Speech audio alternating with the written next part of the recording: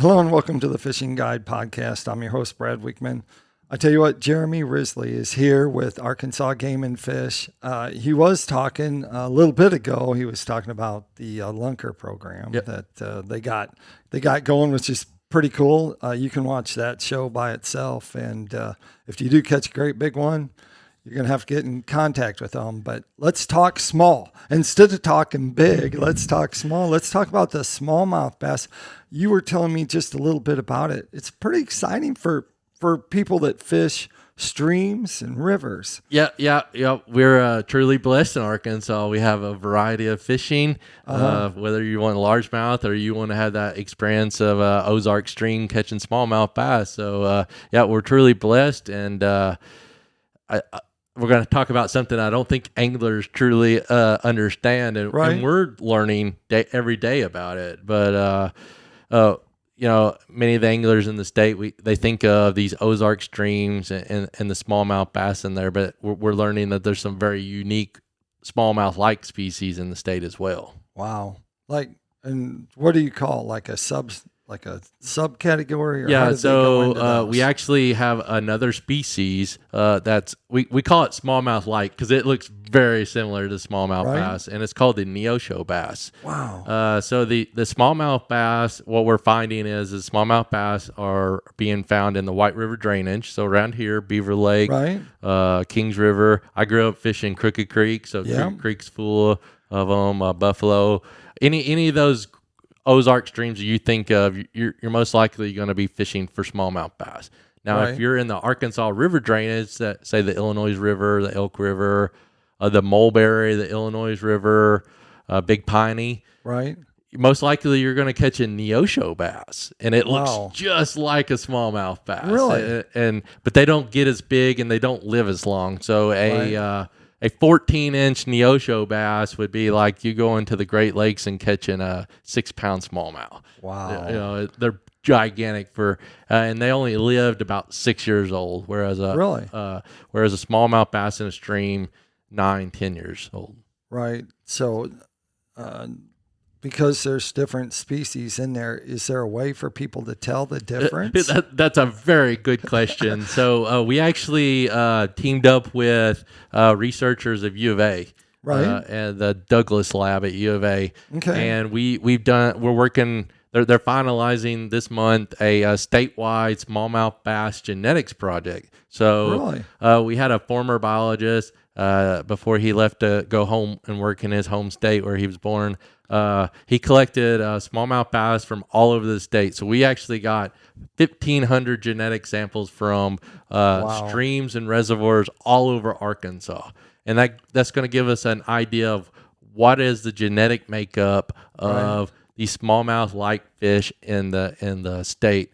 And it helps us to be able to conserve and manage those fish. Right. So we're going to learn that the neosho bass are native to the Arkansas River drainage, but we're getting tidbits of information. But what we're going to see is there's two other undescribed species in the Ouachita Mountains that we're hoping to work with researchers to actually become species, and those are the Ouachita bass and the little river bass. Wow. And they look just like smallmouth too. And you ask, how do we tell the difference? Well, we're hoping U of A tells us the difference. And what they're doing is they're looking at the genetics, but they're also looking at things called meuristics. And meuristics is a count.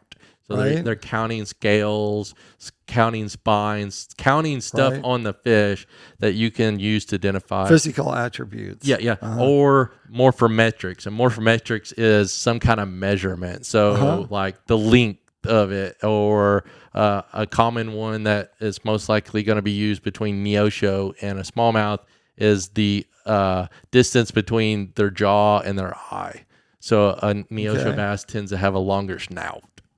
So there's stuff like that we're hoping to get out of that. We can tell the anglers when you go out and you catch this fish, this is going to be a neosho or this is going to be a smallmouth bass. And that's important, and that's something that we're working on. So, because there'll be regulations, or how's that going to work? Tell us about regulations on, and we'll come back to like the location of them, but tell us about that, because it's a resource. It takes a while for a smallmouth to get larger and larger in these streams, and so you're kind of protecting them. Yeah. So we look at managing our smallmouth bass in the state two ways. Okay, we're either managing them or we're trying to conserve them. So in systems like Kings River, Cricket Creek, where they are spawning on their own and they're doing really good, we are managing them. So we're trying to manage them for quality or trophy size fish or numbers. Like we want anglers to be able to go out on Kings River and catch several fish, 15 inches or greater, and hopefully an 18-inch and greater fish. Whereas in these water bodies that have neoshows, we know that these populations need to be protected. So we're going to ensure that they are conserved so that future generations have the opportunity to enjoy those. Right. Because these smaller fish like the neosho, their populations aren't as dense as a smallmouth bass. So any little environmental change can have a huge impact on those populations, where unlike they would maybe on a smallmouth bass in a stream. How about flooding? How does that affect so smallmouth in streams? So we've found through research that unlike Beaver Lake, where high water or a lot of rain is good, and streams is not as good, and it's similar in any flowing waters. Like we've known through research, like the Arkansas River does not do the bass population does not do well in flooding conditions. So in our streams, they don't do as well as years where we have low to normal water level. And there's factors like sedimentation, habitat loss, shifting of gravel beds, stuff like that during these floods that can impact smallmouth bass spawning. Okay, so I always hear a lot about, and people talk about, and even I've thought about it when I'm fishing like on the Kings River or something like that, and there's just a bunch of spotted bass. It's like, man, I wish there was more smallmouth here instead of all these spotted bass. So that's related to habitat. Anglers tend to believe that when they go to a stream and they're not catching as many as they used to, that it's some kind of human induced problem or reason. Like there's too many people catching and harvesting fish. But in reality, most of the time what we see is it's a habitat related issue. That's sedimentation. You're fishing Kings River and you see a high bank with a bunch of soil sloughing off. Usually it's in a channel swing. You see all that. That is sediment that's going into that system and impacting it and making it where the smallmouth bass aren't as successful spawning. Yeah, so they need a hard bottom. Yeah, gravel. To spawn. Yep. So they will spawn. I mean, we're seeing fish or smallmouth bass in Kings and Buffalo and Cricket Creek spawning every year, but they could do better if the habitat was at a higher quality. Right. And so if you were to say, give someone a tip on where to fish and catch smallmouth in a stream like an Ozark stream, where would that be? So for me, all the success that I've usually had is what I call runs. So that's not your ankle deep water. That's not your ankle deep swift water. Right. And it's not your deep pools. It's kind of the pool after the shoal. Yeah. It's in between the riffles and the pool. So that's that run, that shoal run area. That's where I tend to do. But again, I'm only kind of fishing when it's warm, summer type. So that's where I focus, and that's where we see a lot of the fish when we're out electrofishing and sampling for them. It's kind of in those swifter areas because that's where they're going to be feeding. In the pools, they might not be feeding as much. They may be feeding at night. And, of course, that really swift water is hard to fish. So I really kind of like those runs or those shoals. Right. So if you don't listen to anything else, you should have paid attention to that. You can replay that, go back to that part, and hit that part again. Yeah. So the forage base for smallmouth in these streams, what's the forage base? Most of the time it's crayfish, but it's also minnows like stone rollers. It just kind of depends. For smallmouth, a fish species is is better because it's more caloric value. There's more bang for your buck. When a smallmouth bass eats a crayfish, it expends a lot of energy and gets little calories because there's not much in a crayfish. Exoskeleton, they can't digest any of that. So a crayfish, they got to eat a lot of crayfish before they get some value for that. So a lot of times you'll see a mix of crayfish, and in the Ozarks, there's a lot of stone rollers. And stone rollers, it's just kind of a small fish. When you're fishing in the runs and riffles, you'll see a bunch of fish that they're rolling and flashing. Yeah, that's stone rollers. Wow, we're learning all kinds of stuff today. Yeah, there's all kinds of fish in the streams that anglers don't realize. There's darters. There's all kinds of darter species. All kinds of minnows. Darters are like huge, like a huge species in itself. Right? Well, darters are the little tiny guys that we rarely see, and they're very colorful and they do some cool things. But then we have suckers. You see a lot of red horses in our Ozark streams, and those are those fish that when you see somebody that has barely been out on the streams and they go on a deep pool and they see a bunch of fish and like, look at all those smallmouth. Usually those are those are suckers. And so you've got to do some studies on these for smallmouth. Yeah. And do they usually electric shock them then? Yeah. So normal, they don't usually use nets, right? Yeah. Most of the time, if we're going to actively sample for them, we are electrofishing. Okay. But we also do creel surveys where we go out and interview anglers to see what they caught, how successful they were, get their opinions. And occasionally we'll do tagging studies. We did a tagging study on Crooked Creek where we tag a bunch of fish and we see what percentage of those are being harvested, or first of all, what percent are being caught, and then what percent of those are being harvested by anglers. Well, I tell you what, Crooked Creek, and you said that you fish Crooked Creek. Yeah, I grew up. I grew up fishing Crooked Creek. Tell us a little bit, real quick, about Crooked Creek. If a couple of the put-ins and where you take out, Yeah. So the couple of really popular ones is the Mark Oliver Georges Creek access. We just built that in 2017.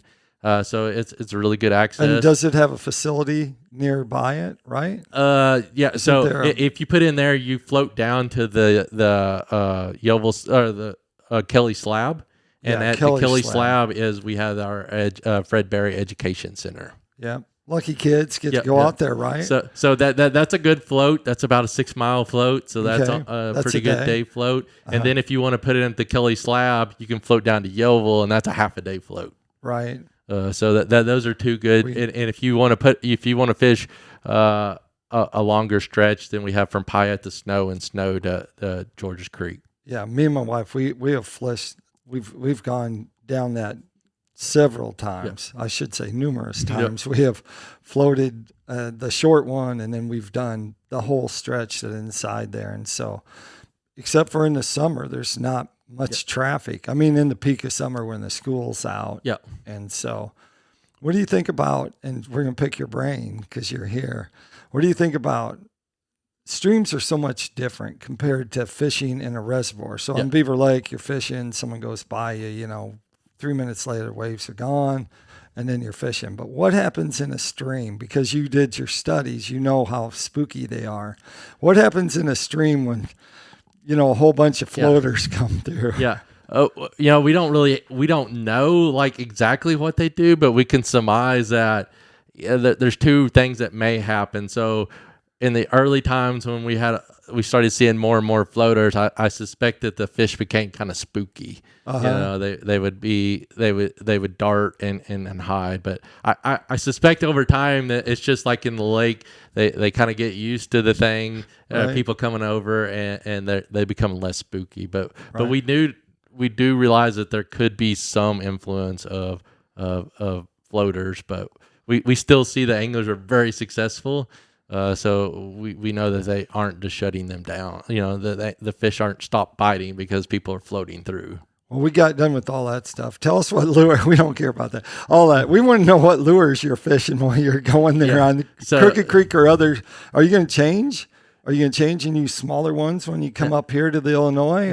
No. All right. I go with two things. Okay. Man, I really hate to get the one out, but here we go. For me, for years, it's been a super fluke. Yeah, I have waylaid them for 4-inch? years. The regular 5-inch, super, 5-inch. the 5. Wow. Yeah, yeah, and I'm fishing in those shoals. So I'm fishing in that fast area where those fish are focusing on minnows and stuff. So I'm getting a reaction bite, and then if I got to slow down, I'm going to throw like a Ned rig.